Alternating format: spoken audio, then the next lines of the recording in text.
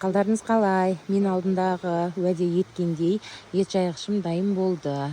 Бұрынғы ет жайғышым менің 1/20 етін, естеріңізде болса, мен кейін обновлять етіп басқасын жасаймын, сол кезде көрсетемін дегенмін. Қараңыздар, бұл материалдардың бәрін өзім алып бердім. Қалауымды айттым, сурет чертежін көрсеттім. Ағам тура солай сваркамен жасап берді. Бұл енді астында мен мынандай дөңгелектер жасаттым. Бұл тормозбен, чтоб мына ет жайғышты ары бері передвигать ету үшін. Міне сырты сетка, осындай замочигі бар. Бұлай әшейінде салынға, және астында кәдімгідей құлып салынатын замогы бар.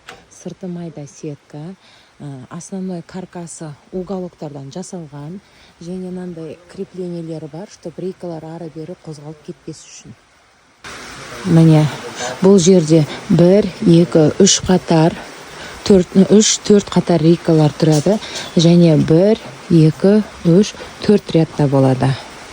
4 рядта.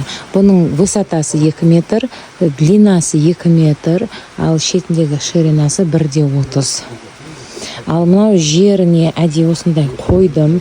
Егер сүйектер болса, ілінбейтін заттар болса, астында бір заттар қойып, соған ауыр сүйектер болса, қойып кептіргенге деп. Осындай менің күшті ет жайғышым бар.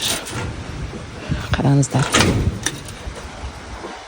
Төбесінде ешқандай су өтпейді. Жаңбыр жауса да, осының ет жайғышының ішінде еттер тұра береді қыс бойы. Морозильникке қыста тек қана қолдың сары майын, костный бульон жасап, және көкөністер мен жемістер ғана ұстаймын морозильникте. Өйткені еттерімді тек қана далада сушилкада сақтаймын.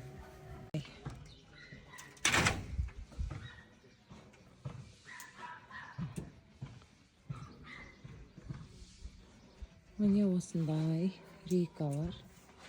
Міне шетінде тормоз бар, креплениясы. Чтоб сырғанап кетпес үшін.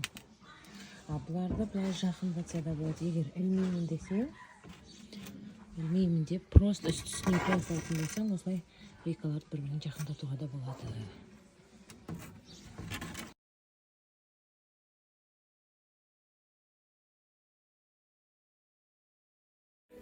Ал мынау менің бұрынғы ет жайғышым. Бұның размері 1/20 болатын. Мен ол 2015 жыл жасаттым, 11 жыл қолдандым. Енді маған бұл кішкентай бір шетінен, екінші шетінен ескірді. Сол үшін мен жаңасын жасадым.